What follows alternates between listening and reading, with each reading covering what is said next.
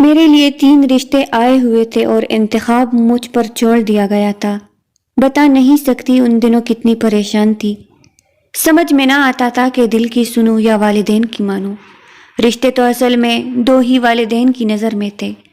تیسرے رشتے کو میرے بے شمار آنسوؤں کی برسات کے باعث زیر غور لانا پڑا تھا۔ پہلا رشتہ اپنے گھر کا تھا، یعنی چچا زاد ارشد کا۔ بچپن میں ہی ارشد کے والد وفات پا گئے تھے، تبھی اس کی ماں کی دوسری شادی کر دی گئی اور یہ بیچارہ یتیم لڑکا رشتہ داروں کے در پر دھکے کھا کر پلا تھا۔ اس نے اپنی محنت سے تعلیم حاصل کی، کوئی سفارش نہ تھی، اس لیے اچھی نوکری نہ مل سکی۔ ایک مقامی کمپنی میں ملازم تھا، آمدنی قلیل تھی، شکل و صورت اچھی تھی، ذہین اور شریف تھا۔ اس کے سوا اس میں اور خوبی نہ تھی۔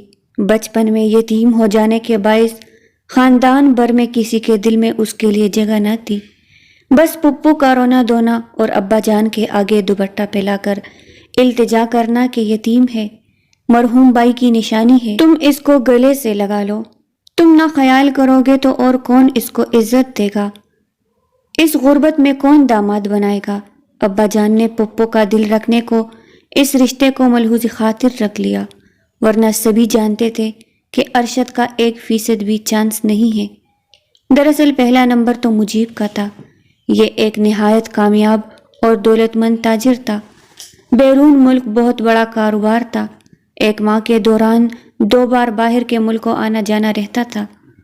مجیب خوبصورت تھا، بہت سی اور خوبیاں بھی اس میں تھی۔ والد صاحب کے بزنس پارٹنر کے توسط سے اس کا تعارف ہوا تھا۔ ہمارے گھر والے سبھی اس کی دولت اور خوبصورتی پر بچ گئے تھے، چاہتے تھے کہ یہی باحیثیت اور باسرخ شخص اس گھر کا داماد بنے۔ میرے تمام گھر والوں بہن بھائیوں کا ووٹ اسی کی طرف تھا اور سب سے انچاہا رشتہ اس نوجوان کا تھا جس کا نام مدثر تھا، جو میرا پسندیدہ شخص تھا۔ میں اسے ساری دنیا سے زیادہ چاہتی تھی، میں ہر صورت اس کو پانا چاہتی تھی اور اس کی ہو جانا چاہتی تھی۔ مجھ کو ایسا لگتا تھا کہ اگر ہم دونوں اس دنیا میں ایک نہ ہو سکے تو میں مر جاؤں گی۔ تبھی رو رو کر پاگل ہو رہی تھی، کھانا پینا ہنسنا بولنا چھوڑ دیا تھا۔ اتنی نحیف ہو گئی کہ مدت کی بیمار لگنے لگی۔ میری حالت دیکھتے ہوئے والدہ نے ابا جان کو سمجھایا تو انہوں نے اس رشتے کو بھی دوسرے رشتوں کے ساتھ زیر غور رکھنے پر آمادگی ظاہر کر دی، ورنہ وہ مدثر کا نام بھی سننا گوارا نہیں کرتے تھے۔ جب کئی رشتے میں نے مدثر کی خاطر ٹکرا دیے اور رشتے آنا بند ہو گئے تو ابا نے دھمکی دی کہ اگر فیضہ نے شادی کے لیے ہاں نہ کی تو وہ خودکشی کر لیں گے اور مجھے بھی گولی مار دیں گے۔ فیضہ کو ان تینوں رشتوں میں سے کسی ایک کا انتخاب 15 دن میں کر کے مجھے بتانا ہوگا۔ انتخاب تو میں کر چکی تھی، مدثر بھی راضی تھا، مگر وہ اب بھی شرط سے ہچکچا رہا تھا کہ پہلے اس کے والدین ہمارے گھر آ کر رشتہ طلب کرے۔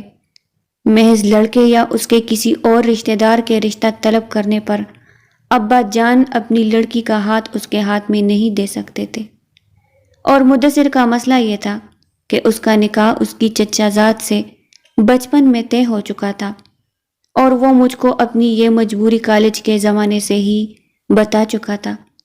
پھر بھی میرے دل نے اسی کو قبول کیا اور اپنا سب کچھ مانا، کیونکہ میں فرسٹ ایئر سے ہی اسے اپنے من میں بسا چکی تھی۔ وہ گاؤں کا رہنے والا تھا اور شہر میں پڑھنے آیا ہوا تھا۔ اس کا قیام یہاں اپنے ایک دوست کے پاس تھا۔ اس کا کہنا تھا کہ وہ 8ویں کا طالب علم تھا جب اس کا نکاح اس کی چچا زاد سے کر دیا گیا تھا۔ وہ اس سے اب شادی نہ کرے گا اور جب اپنے پاؤں پر کھڑا ہو جائے گا تب رخصتی کرا کر لانے کی بجائے اپنی منکوحہ کو طلاق دے دے گا۔ بہرحال کہتے ہیں نا کہ محبت اندھی ہوتی ہے، بس مجھ کو بھی یہ رکاوٹیں محبت کے سمندر میں تنکے کے برابر لگتی تھی۔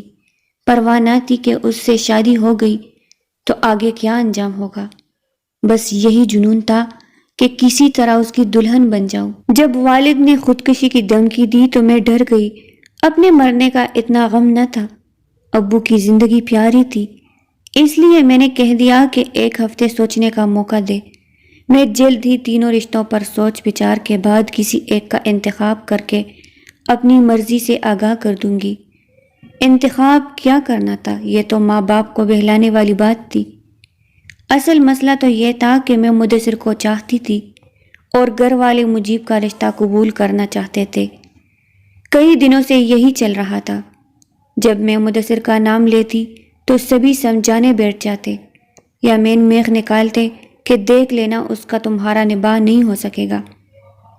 دور کے ڈول سہانے، وہ دیہاتی پس منظر سے ہے، وہ ہمارے ہم پلا کہاں ہے، اور سونے پر سہاگا کہ اس کا اپنے چچا کی لڑکی سے نکاح ہو چکا ہے، اب نہیں تو بعد میں اپنی منکوہا کو تمہاری سوتن بنائے گا۔ یہ دیہاتی رشتہ داری اور برادری سسٹم میں جھگڑے ہوتے ہیں۔ بچپن کے نکاح نہیں چھوڑا کرتے، خاندان بھر کی مخالفت مول لے کر نہ تم خوش رہ سکو گی اور نہ وہ۔ اگر ایسا ہی پیار سچا ہے تو ابھی کیوں نہیں اپنی منکوہا کو طلاق دے کر بات صاف کر لیتا؟ سچی محبت تو قربانی مانگتی ہے۔ تم سوتن پر جانے کو تیار ہو اور وہ تمہاری خاطر اسے طلاق نہیں دے رہا۔ نادان، اسی سے جان لو بات کی زندگی کیسی بٹی ہوئی ہوگی۔ ادھر مدثر کا کہنا تھا ہر طرح کی قسم لے لو، میں فلزہ سے شادی کے بعد اپنی چچا زاد کو طلاق دے دوں گا۔ ابھی اس لیے نہیں دے سکتا کہ والدین اور چچا میں زمین کا جھگڑا چل جائے گا تو میری یہاں شادی کٹائی میں پڑ جائے گی۔ ساری برادری ایسی دشواریاں کڑی کر دے گی کہ میری شادی ناممکن ہو جائے گی۔ ابھی خاموشی سے شادی کرنے کے بعد جب فلزہ کو دلہن بنا کر لے جاؤں گا تو چچا اور چچی خود بخود طلاق کا مطالبہ کر دیں گے۔ تبھی میرے لیے بچپن کے اس نکاح سے خلاصی آسان ہو جائے گی۔ جب مدثر یہ سب باتیں کر کے میرے گھر والوں کو قائل کر لیتے تو آخر میں امی سینہ کوٹ کر کہتی، ہائے ہائے یہ کیسی سنگ دل لڑکی پیدا ہوئی ہے۔ اپنی جیسی ایک عورت پر ظلم ڈھاتے ہوئے اس کا کلیجہ نہیں کانپتا۔ اس غریب کی ہائے پڑے گی تو یہ بھی کہاں سکھی رہ پائے گی۔ کسی کی سیج پر پاؤں رکھنا کوئی آسان بات تھوڑی ہے۔ تب میں ساری باتیں سن کر پوری جان سے لرز جاتی اور کچھ نہ سوچتا تو رونے بیٹھ جاتی۔ 6 دن گزر گئے، ابا جان کو 7ویں دن فیصلے سے آگاہ کرنا تھا۔ گویا یہ کہنا تھا کہ اچھا بابا جس سے شادی کر دو۔ مدثر میں تو آپ لوگوں کو شعیب ہی نظر آتے ہیں۔ کل کلا آپ لوگوں کے قیاس سچے ثابت ہو گئے تو مجھے پھر کب اپنے گھر آنے دو گے؟ پتا تو تھا کہ ارشد کو یہ لوگ اس قابل نہ جانتے تھے کہ داماد بنے۔ اس کے حق میں فیصلہ کرنے سے بھی نروس ہوئی جا رہی تھی۔ ادھر پپو تھی کہ حسرت سے ٹکر ٹکر میری جانب دیکھے جاتی تھی کہ جو ہی میرے لبوں سے ارشد کا نام نکلے وہ بڑھ کر مجھے اپنے سینے میں بھینچ لے۔ ان کی حالت دیکھ دیکھ کر اور رحم آتا تھا۔ اس رات میں خوب جی بھر کر روئی اور روتے روتے سو گئی۔ خواب میں دیکھتی ہوں کہ 1-2 منزلہ مکان کی پہلی منزل پر مجیب کڑا مجھے اپنی طرف بلا رہا ہے، پھر ایک دم اس کی شکل بھیانک ہو جاتی ہے، وہ بلا بن کر میری طرف چپٹتا ہے۔ میں بچ کر بھاگتی ہوں، اتنے میں دیکھتی ہوں کہ ایسے ہی وہاں مدثر کڑا ہے۔ میں اس سے کہتی ہوں کہ مجھے بچا لو، نہیں تو یہ بلا مجھے اٹھا لے جائے گی۔ وہ کہتا ہے میں تم کو ضرور بچا لیتا، لیکن میرا وقت پورا ہو چکا ہے اور مجھ کو جلدی جانا ہے۔ وہ دیکھو میری سواری آ گئی ہے۔ اتنے میں کیا دیکھتی ہوں کہ ایک سفید سا گولا آسمان سے اترتا ہے جیسے چاند ہو اور مدثر اس میں بیٹھ جاتا ہے اور پھر یہ خوبصورت گول کی گیند آسمان میں گم ہو جاتی ہے۔ تب سامنے ارشد کی شکل نظر آتی ہے، اس کے ہاتھ میں پھولوں کا ہار ہے اور وہ آگے بڑھ کر ہار میرے گلے میں ڈال دیتا ہے اور میرا ہاتھ پکڑ کر کہتا ہے اب تم کو میرے ساتھ ہی چلنا ہے، اسی میں بھلائی ہے۔ تبھی میری آنکھ کھل جاتی ہے۔ جب میں بیدار ہوئی تو فجر کی اذان میرے کانوں میں پڑی۔ عجیب سا خواب تھا، تمام جسم پسینہ پسینہ ہو رہا تھا۔ میں بالکل بے جان سی بستر پر پڑی تھی، ایسا لگتا تھا اتنے دنوں کی پریشانی کا حل خدا نے خود ہی بتا دیا تھا۔ فجر کی نماز پڑھی اور دعا کی کہ اے اللہ، میرا یہ خواب سچا ہے اور تیری طرف سے صحیح فیصلے کی رہنمائی کے لیے ہے۔ تو مجھے حوصلہ اور صبر دے کہ میں مدثر کو بھول جاؤں اور تیری رضا پر راضی ہو جاؤں، کہ تیری رضا میں راضی ہونے سے ہی انسان کو اپنی مرادیں اور منزل مل جاتی ہے۔ مجھ کو اب سکون چاہیے اور کچھ نہیں، سکون پا لینا ہی میری منزل ہے۔ میں نے رو رو کر یہی دعا کی اور آنکھیں بند کر کے لیٹ گئی۔ 1 گھنٹہ اسی عالم میں پڑی رہی۔ رفتہ رفتہ مجھ کو محسوس ہوا کہ میری سوچنے سمجھنے کی قوت واپس آ گئی ہے اور مجھ کو سکون آتا جا رہا ہے۔ اتنے میں پپو میرے لیے ناشتہ لے آئی۔ بولی، بیٹی غمزدہ نہ ہو، جو تو فیصلہ کرے گی ہم کو منظور ہوگا، ہم بس مجھے خوش دیکھنا چاہتے ہیں۔ اگر تم کو ارشد پسند نہیں تو کوئی بات نہیں، مگر میں دیکھ رہی ہوں تم کئی دنوں سے مرجائی مرجائی رہنے لگی ہو۔ اپنے دل کی بات مجھ سے کہہ دو، میں تمہارے والد کو سمجھا دوں گی۔ میں نے بے اختیار پپو کا ہاتھ پکڑ کر لبوں سے لگا لیا کہ ان ہاتھوں سے وہ میرے لیے ناشتہ بنا کر لائی تھی اور مجھے پریشان دیکھ کر تسلی دے رہی تھی۔ میں نے کہا، ہاں پپو، میں آپ کو اپنے دل کی بات کہتی ہوں۔ آپ ابا جان سے کہہ دیجئے کہ مجھے پہلے دونوں رشتے پسند نہیں ہیں، مجھے ارشد اور آپ پسند ہے۔ بس یہی میری مرضی ہے اور یہی میرا عندیہ ہے۔ میرے فیصلے پر سبھی گھر والے حیران رہ گئے۔ ان کا خیال تھا کہ مدثر کے مقابلے میں اب بھی اگر میں کسی کا انتخاب کروں گی تو وہ مجیب ہوگا۔ پپو سے امی ابو نے یہ کہہ رکھا تھا کہ 3 رشتے ہیں، ان میں جس کا انتخاب ہماری فلزا کرے گی ہم اس کی پسند کو ملحوظ خاطر رکھیں گے اور اس پر اپنی مرضی کو زبردستی مسلط نہ کریں گے۔ یہ انہوں نے اس لیے کہا تھا کہ سانپ بھی مر جائے اور لاٹھی بھی نہ ٹوٹے۔ اماں کے تو پاؤں زمین پر نہ ٹکتے تھے اور میری حالت ایسی تھی جیسے میں زندوں میں اور نہ مردوں میں، دلہن بنا دوں کہ کفن پہناؤں۔ ایک ہی بات تھی، خوشی کا احساس ہوتا نہ غم کا۔ اماں اور ابا ہاتھ مل کر کہہ رہے تھے، اپنے نصیب کو لات ماری ہے، اس نے دولت مند کو ٹکرا کر معمولی ملازم کو چنا ہے۔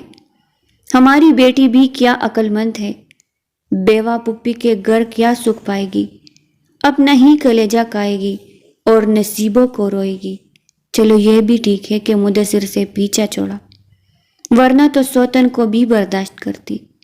اس کی شادی، اس کی مرضی، ہم نے تو مرضی پوچھ کر دین کا رکن پورا کر دیا، کیونکہ مولوی صاحب نے کہا تھا کہ رشتہ طے کرنے سے پہلے بیٹی کی رضا پوچھنی چاہیے۔